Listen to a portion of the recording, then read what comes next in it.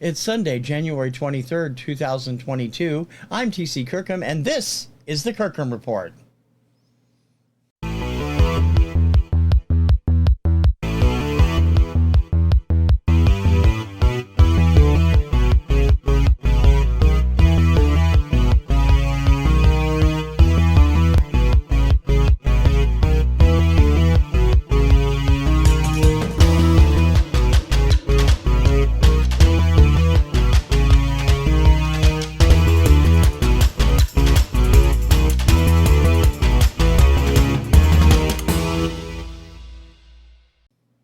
Hey everybody, TC Kirkham, the Kirkham Report here. Got a lot of interesting things going on this week, and in lieu of a cover story, we're going to do our first adaptation from our Subject Cinema show, because we lost someone very important on Friday.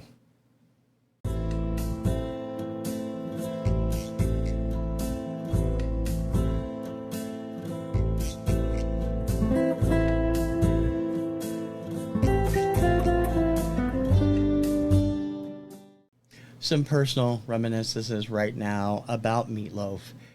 We lost Meatloaf on Friday this week, January 20, actually I think it was Thursday night, January 20th. He was 74, I think they said.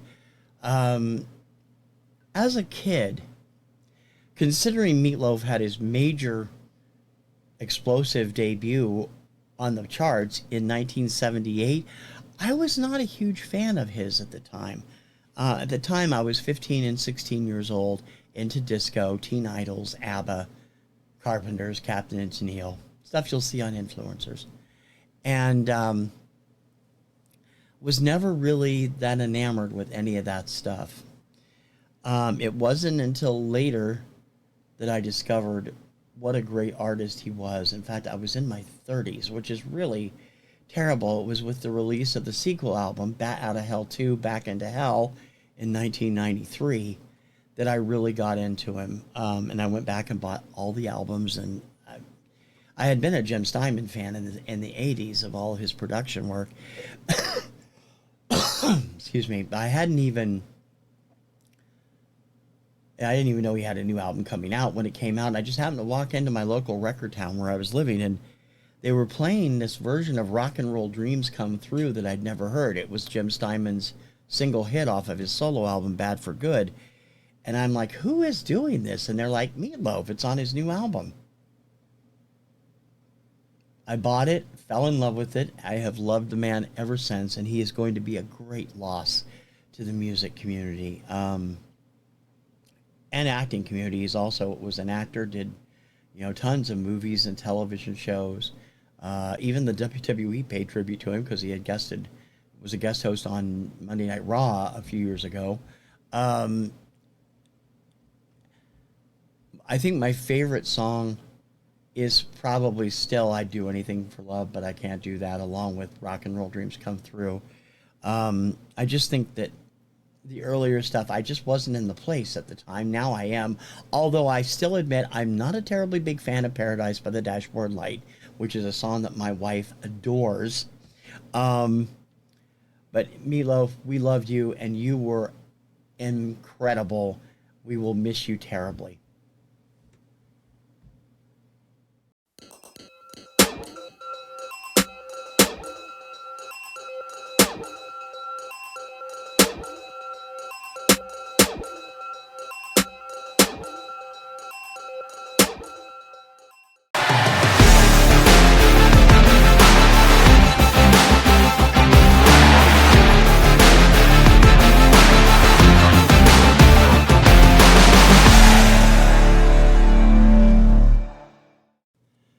Well, another huge pile of 45s, once again coming from Don and Mary at Two Hip Chicks via Cajun Roots Resellers Auction.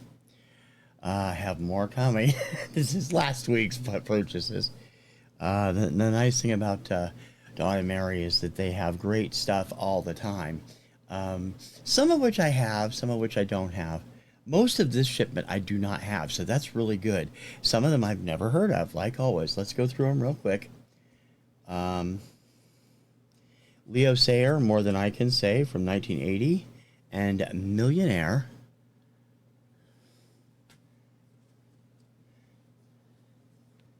Peter Cetera, and theme from Karate Kid 2, Glory of Love, and On the Line, mid-1980 something, is the Full Moon Records logo there in the corner by across from the Warner Brothers logo. Full Moon had previously had a blue label when Dan Fogelberg used it. When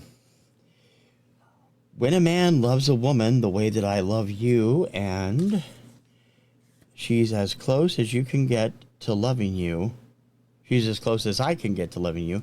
Billy Walker, classic MGM. I don't know whether this is R&B or country. Could be either one. 1970, according to Don. A Memory Lane. That's the and one of the hit series from one of the labels. This one is Hot Fun in the Summertime and My Lady by Sly and the Family Stone. Watching Scotty Grow, and Watercolor Days from Bobby Goldsboro. I think that was his biggest hit. Maybe Honey was slightly bigger. I don't know. Of course, written by the great Mac Davis. Celebrate and Feeling All Right from Three Dog Night on that classic ABC Dunhill label. Another classic ABC Dunhill, and I didn't know they were on Dunhill at any particular time. This is Not in the Right Company sleeve. Keeper of the Castle and Jubilee with Soul by the Four Tops. I always thought the Four Tops were on Motown. I don't have any of their stuff, so that's the first one I've had, so that's interesting. Yes, mid-70s Orange RCA level. The main ingredient, Everybody Plays the Fool, and Who Can I Turn To? Stevie Nicks, Talk to Me, and one more big-time rock and roll star, Modern Records, which I believe she had an ownership stake in. I might be wrong. It's not around anymore. Bell Records, classic label. This title has always been a bitch. Say, has anybody seen my sweet gypsy rose? And the spark of love is kindling. Dawn featuring Tony Orlando. That was before they had the Tony Orlando and Dawn designation, obviously. Another Lobo to add to my collection. It sure took a long time, and Running Deer on the old Big Tree label. From the mid-'80s, this is really, I think this is probably one of the more recent ones in the system, in this package. John Cafferty and the Beaver Brown Band on the Dark Side and Wild Summer Nights. Scotty Brothers, obviously from Eddie and the Cruisers, complete with barcode, so you know it's from the 80s. Bob Seger and Against the Wind and No Man's Land. Theme from Midnight Cowboy and Rockabye Baby by Ferranti and Teicher. I wonder if Steve has 45s by Ferranti and Teicher. He's got tons of albums. What do you say, Value Vinyl, Steve? The Silver Spotlight series for UA, United Artists.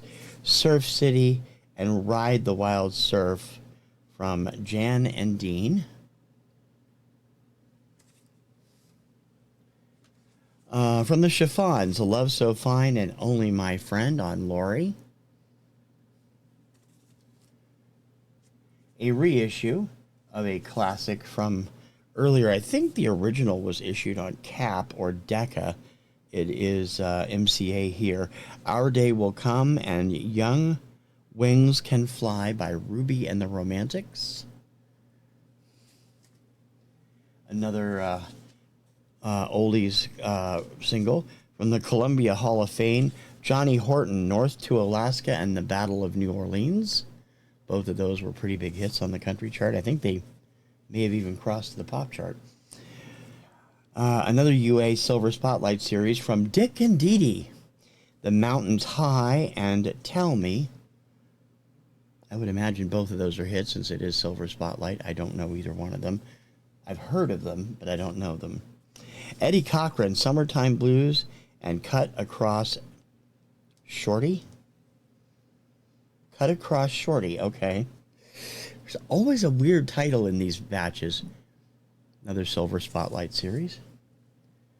Bob Seger and the Silver Bullet Band, Hollywood Nights, and Brave Strangers. Johnny Burnett, Dreamin', and Little Boy Sad, another Silver Spotlight series. Led Zeppelin, Over the Hills and Far Away, and Dancing Days on their classic Atlantic label. Neil Diamond, Forever in Blue Jeans, and Remember Me. Yike, Forever in Blue Jeans. Okay. Cal Smith and Some Kind of a Woman, and Between Lust and Watching TV. Yeah, these are country songs.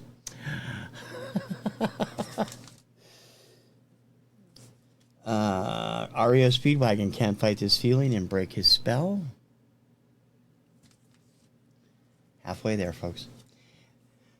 Venus, Bananarama, and White Train. I only had the 12-inch of this, so I'm glad to have the 7-inch of that finally. Steve Miller Band, Abracadabra, and Baby Wanna Dance. I have a picture sleeve of this single, and I think it has a customized label. I'd have to dig it out. It's in the... So 45s are still not accessible to me, except when I'm buying from Don and Mary and Adam and everybody else. I am not familiar with the Dino Voice label. This must be the place. And when she needs good lovin', she comes to me, by some band called the Chicago Loop. I am completely unfamiliar with this band. That is a cool label, though. I do like the label. Another Memory Lane. Major Lance. Monkey Time. Excuse me while I ditch something here on my computer.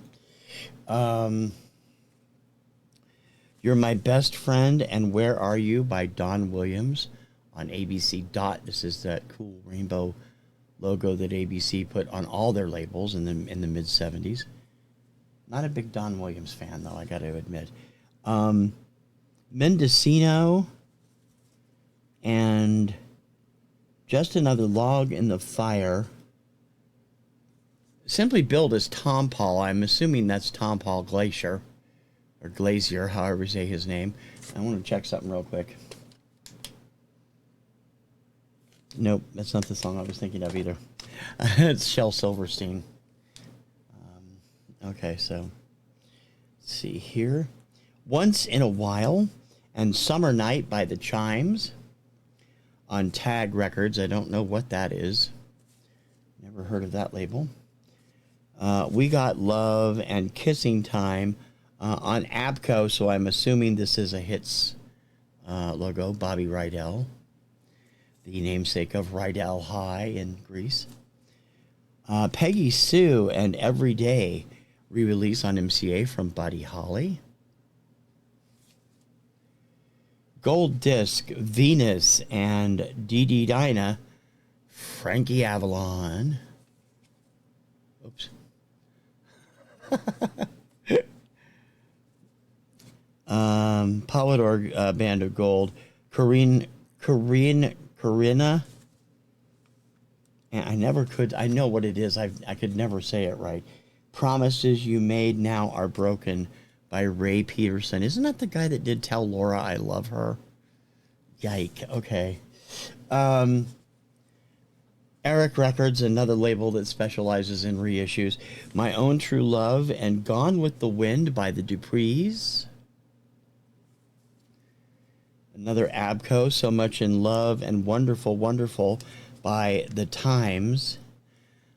I didn't realize they had actually been recording a lot earlier than the mid-70s. I know them for You Little Trust Maker, which was early R&B disco-leaning sounding song. It wasn't officially a disco song. RCA Hall of Fame or Gold Standard. Bobby Barrett, 500 Miles Away from Home and Detroit City. Those are probably his two biggest hits. And I believe both of those crossed over to the pop chart at some point. Excuse me.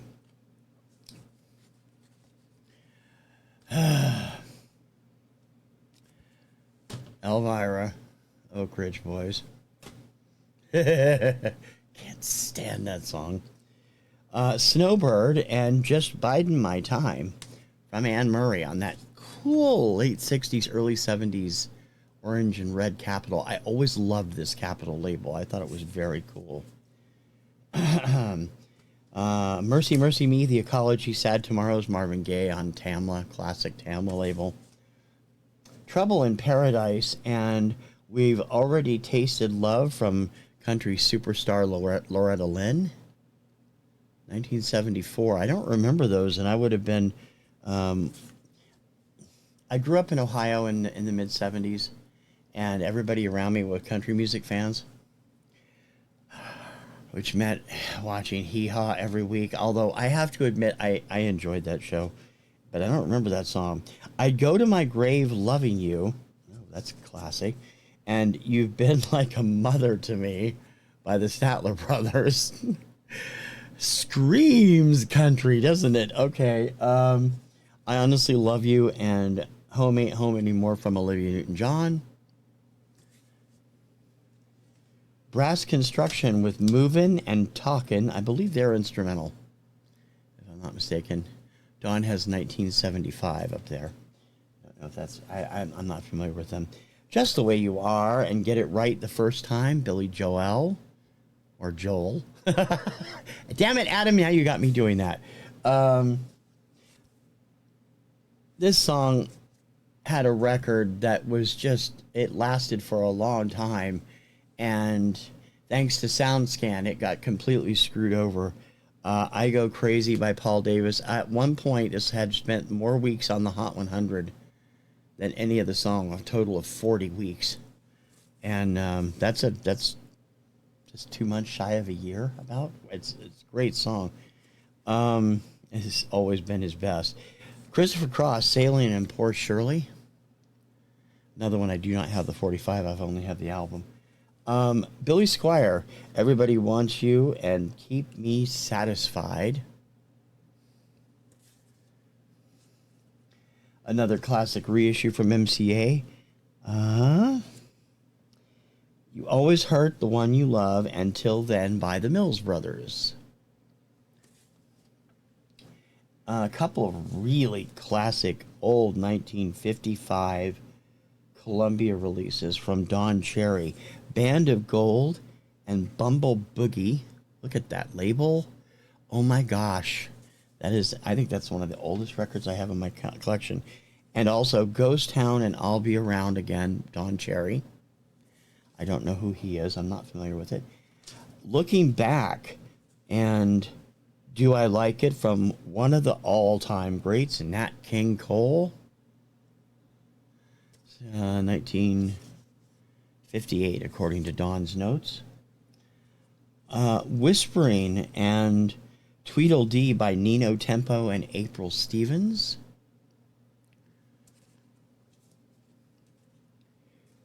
Ragdoll and Silence is Golden on Phillips by the Four Seasons.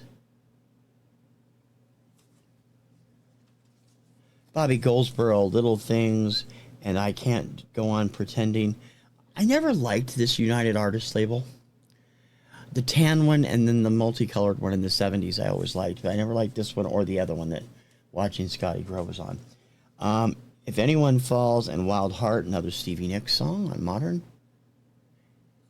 And finally, last but not least, Jim Reeves. Don't do it, Steve, okay? Jim Reeves and Why Do I Love You, Melody of Love, and Nobody's Fool. It's a single. It can't be part of the Jim Reeves rainbow. That's the latest 45 haul from Two Hip Chicks.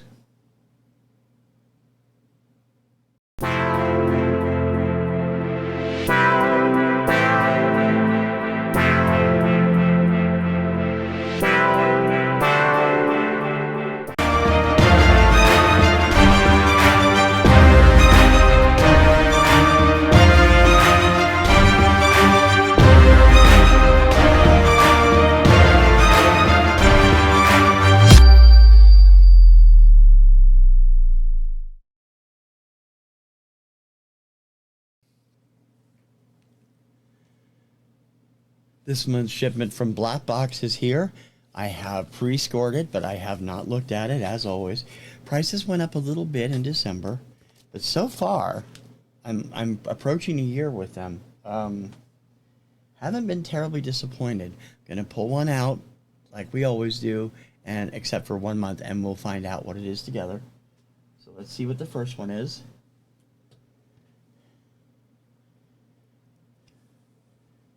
Oh man, ooh. The best of the stylistics. Now, this is on Amherst Records.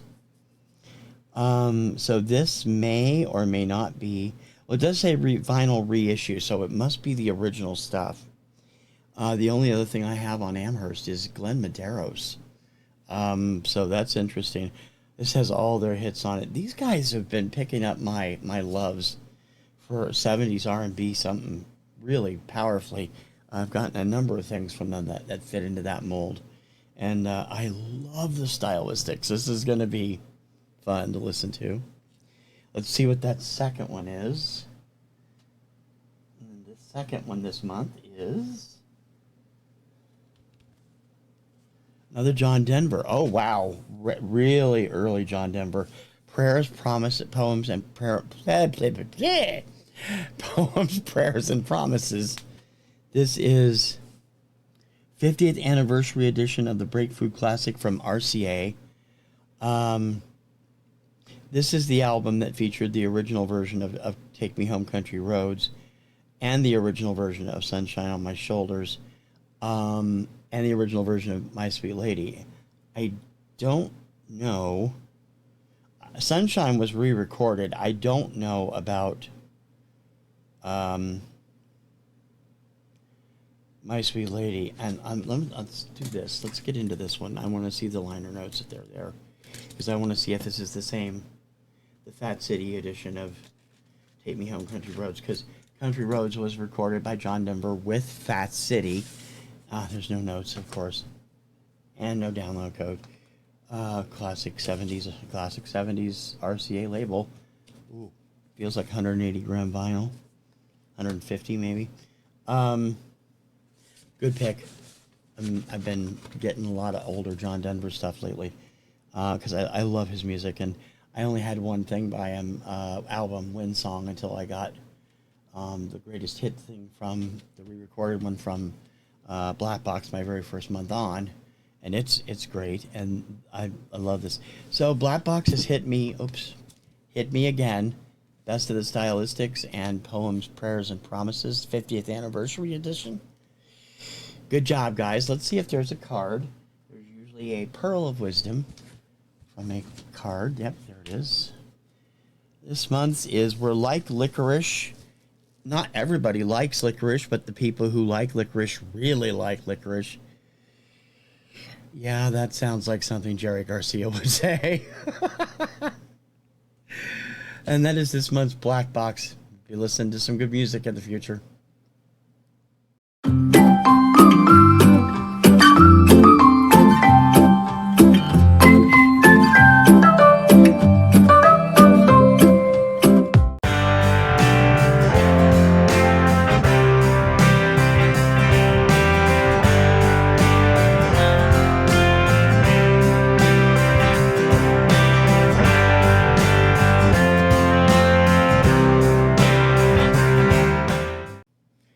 Well, fans who have been literally waiting for decades for America to get its own version of Eurovision are going to have to wait an extra month. It was announced this week by NBC that they have pushed back the debut of the American Song Contest.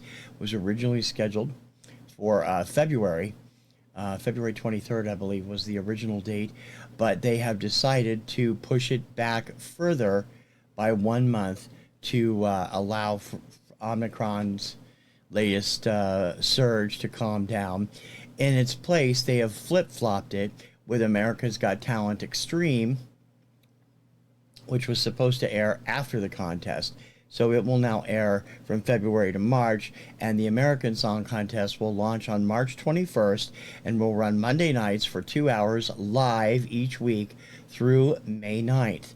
The finals will air on NBC May 9th And it's very interesting because that means that the first edition of the American Song Contest will have its final less than 24 hours before the first semifinal in the 2022 Eurovision Song Contest, which also happens that week. The semifinals on May 10th and 12th, and the finals on Saturday the 14th. So far, Eurovision has announced a number of acts have been announced for the countries that are participating. It looks like there will be 41 countries again. It includes all the countries that participated in 2021. Armenia and Montenegro will also return. They last participated in 2019. So, interesting stuff going on there if you're a Eurovision fan, and I'm determined to make all of you guys Eurovision fans. We will keep you up to date on this. No songs, no performers, no real actual format for the American Song Contest has yet been announced, although it is believed to be very similar to Eurovision, except it's on a weekly basis rather than 3 specials in 1 week. And right now, I think they've committed to 2 seasons worth. I'm not sure what they're doing, but we do know that NBC and Peacock carrying the full Eurovision Song Contest is contingent on the success of the American Song Contest. And I also think because of the delay, it's going to provide them with a unique cross-promotional opportunity, whereas during the last 2 or 3 weeks of the American Song Contest, they can promote their parent, Eurovision, coming up on Peacock, which is NBC's streaming network, that week of the finals. So it'll be interesting to see what happens. In any case, whether you like it or not, you're going to get Eurovision news from me, and we will keep you up to date right here.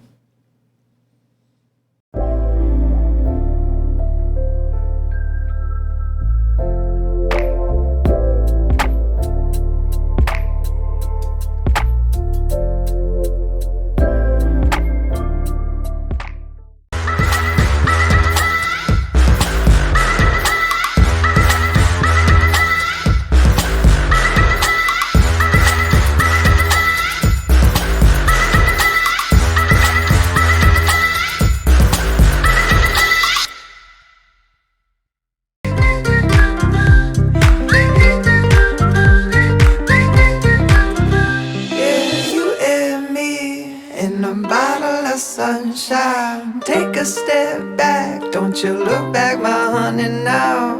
Out with the breeze where the wind speaks in color, trying to make sense of these strange nights of summer. Sometimes when I listen to a new artist that I've known previously in another field, I'm wondering whether or not I'm doing it just because I'm a fan of theirs from another field. That's what happened with Luke Mitrani. Luke started off as a snowboarder. I'm a huge snowboarding fan. I watch it all the time. Became huge fans of most of the snowboarders since 2002's Olympics. And Luke was one of those. He was on the snowboarding team, the U.S. snowboarding team, at age 12. He's always dabbled in music, as has his brother Jack. And then after an accident that put him in a halo for 6 months, he retired pretty much as a competitor and turned his love of music into a profession. Luke has released 3 phenomenal albums since then, and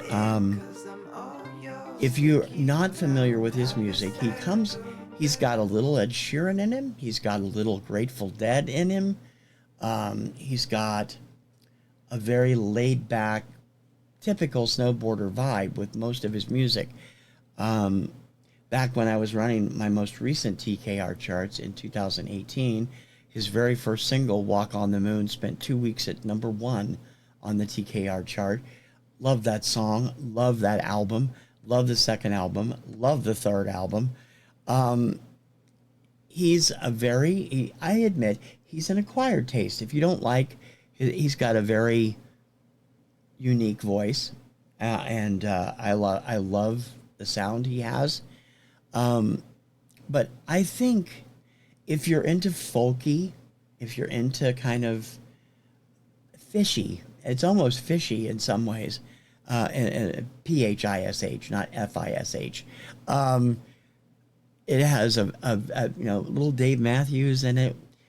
he's got a little bit of everything. You can tell where his influences come, and he combines it all into a package that just works. You can hear, now Luke is one of those that has actually released physical media. You can download his stuff also, but I believe you can order the first album at least on a CD. I might be wrong. It may not be available anymore. He is a terrific artist, and if you're not listening to digital music, you're missing out on this guy. And I know there's a lot. He's got a vibe that I know quite a people in the VC would really get a kick out of. And I think you're really missing the boat if you don't at least check him out. He's become one of my favorite artists over the last 3 or 4 years. Always original, always his own incredible vibe and sound. And I've totally forgotten him. I mean, not to say that he didn't leave an impression on me, because he did, but when I listen to his music, I forget about the snowboarding part. He's a musician, and he's really good at it, and you really need to check him out. I'll have some links in the show notes. Please check out Luke Mitrani. You won't regret it.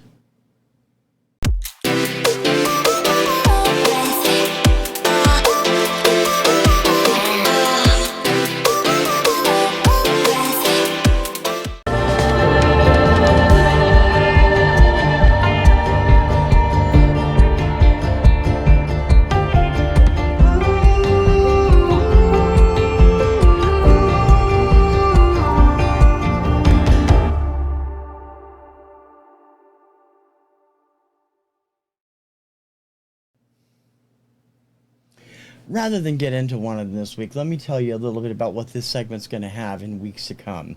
From 1978 to 1993, and again from 1998 to 2000, and again in 2010 and 2018, I have kept my own personal charts. I'm just a chart person. I have said that a number of times. We have a new show debuting in the next week or two called Off the Charts, that is going to be some stuff that comes right out of a Billboard chart or other, Cashbox, Record World, Radio and Records. A discussion of various topics and such as are seen through the eyes of the charts. Questions and stuff that we're going to be answering. This is not going to be that. This is going to be talking about my own personal charts. Believe me, you guys know me. I've actually had a few people, I'm not your typical VC member. I gravitate more toward pop, teen idol, easy listening, more than classic rock, heavy metal, death metal, so much of the stuff that's out there from the primary members of the VC. And my time frame is 1970 to 1970 till now, but 1970 to 1995 is where everything is really concentrated. There's going to be some crazy stuff coming on. And what I'm going to do on the Classic Charts thing is I'm just going to randomly pull up one and talk about the top 20 for that week. Some of the songs you may have not heard of. Some of them I may not remember. I was actually going through them. Some of them when I was digitizing, scanning them all in, and the handwriting's atrocious. If you haven't seen them on the website, the handwriting is atrocious. I didn't type them up. I am going to do that eventually, but I haven't yet. They're still my lousy handwriting, just scanned in. Some of the songs I actually didn't remember. Some of them I don't remember being that well high on my chart because I never cared for the song particularly that well. And I was a bit surprised to see it that high on my chart. It's I don't know what was going through my mindset in some places, but we'll find out together. I can give you an idea of what my chart was like. When I started the chart the first weekend in June 1978, the number one song on my chart was You're the One That I Want by John Travolta and Olivia Newton-John from the movie Grease. When I ended my first non-stop charts in September 1993, the final number one song on my chart was I Could Do Anything for Love, But I Can't Do That by Meatloaf. In between there, over, I think, close to 1,600 songs have hit the chart. And so we'll be talking about that every week here on the Kirkham Report. It is actually what the Kirkham Report started as, that weekly chart. And hopefully you'll get a kick out of it. and you know, some of it might eventually be tied into Obscuria, which is on every day. And I hope that you will get a kick out of seeing inside my psyche, because when I started doing the chart, 1978, I was 15 years old. I am not 15 anymore. Anyway, I hope you will enjoy it, and we will start digging into those charts next time.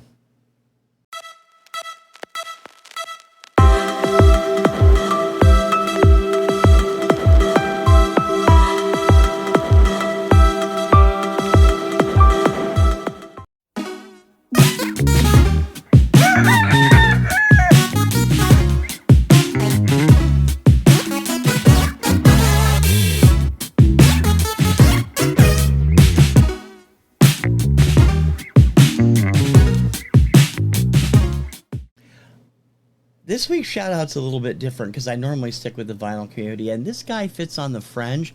He's been around for a lot longer than I have. I know he's a lot younger just by looking at him. But I just found his channel a week or two ago, and I have been going through a lot of the older stuff and just sitting here laughing my crap out. Oddity Archive is the name of the channel, and Ben, the person who runs it, who hosts it, hosts the show with a cardboard box in front of him so you can just see his eyes and sometimes his nose, and he covers a variety of different things. He does pop culture stuff, he does electronic stuff, obsolete cable stuff, and a lot of music and cable stuff. And while he's not limited to music, his actual thing that launched him was looking at weather warnings, the emergency broadcast system, the conspiracy around a certain national anthem presentation, but he's morphed into doing more general stuff since then. It's full of facts. It's fascinating to watch. If you're an electronics fan, you're going to love seeing his in-depth looks into laser discs and VHS and some of the obsolete cable equipment from the 1980s, including a Keyfax box for teletext. What's teletext, Daddy? Look it up, kids. That didn't take off, of course, very much in America, and it should have. I still think it would be kind of cool. We did have a sort of a teletext news service, just typed across the screen on one of our cable systems when I was growing up. But that was not true teletext. In any case, Ben's site is full of crazy stuff. Kim has gotten into it too, so we're both enjoying it. I have spread the infection to Dawn over at 2Hip6 and Adam at Record Crate. Hopefully they'll enjoy it, and I hope you will check it out too. You can check out his full site at oddityarchive.com and look up Oddity Archive on YouTube. He's got a lot of stuff about bad records, a lot of stuff about bad how-to videos, classic bad movies, plus, like I said, a lot of the obsolete electronic stuff and pop culture stuff like weather warnings, news bulletins, all kinds of great stuff. Ben, I love your channel. I'm glad I've discovered it. Hopefully we'll have a chance to correspond in the future. He's got a Twitter also and a Facebook in addition to his website. Check it out, Oddity Archive.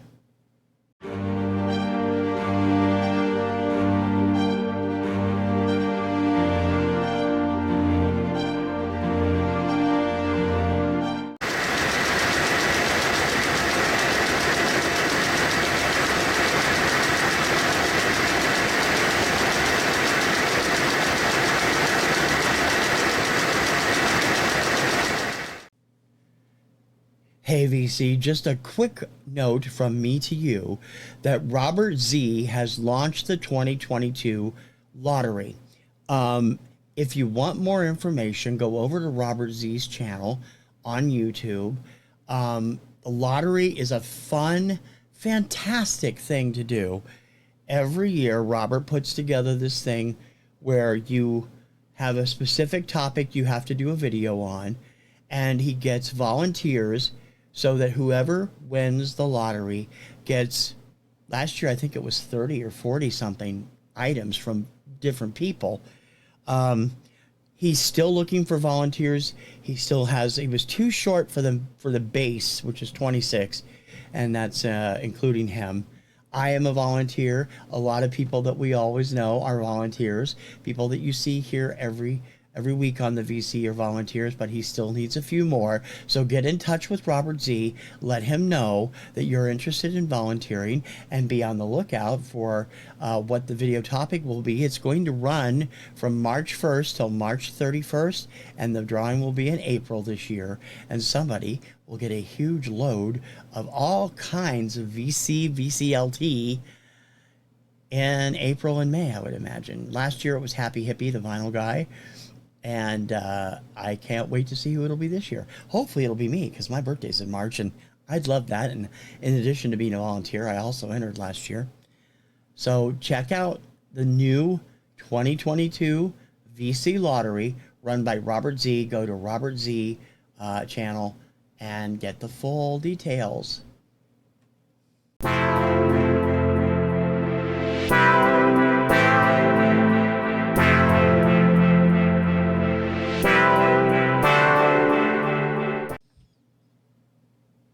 Before we go, let me remind you that, of course, I am going to be switching the show to Saturdays. It should happen this week. One more Sunday, because I wanted to do a few extra things with the show. But next week, we should be moving to our permanent Saturday slot. Here we go with the collective we again. I will be moving the show for Saturdays. I also want to remind you that this week we'll premiere at least one of the 2-3 shows that are coming up.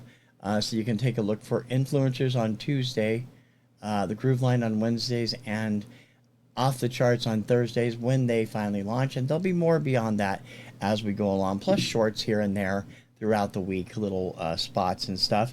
I hope you continue to enjoy the show, and please let me know about that. Don't forget to like and subscribe, and don't forget to leave a comment. I really appreciate it when you do. It lets me know how you're doing. If you have anything you'd like to see on this show, put that in the comments, or you can email me. Check out the show notes, because we have all kinds of here we go. I have all kinds of great stuff in the notes that you can check the artist of the week and such. And of course, don't forget to check my full website, thekirkhamreport.com. Charts, news, columns, and a lot more, and continuing to expand all the time. I hope you'll be there. But until next week for the Kirkham Report, I'm TC Kirkham. We'll see you soon. Ciao, baby.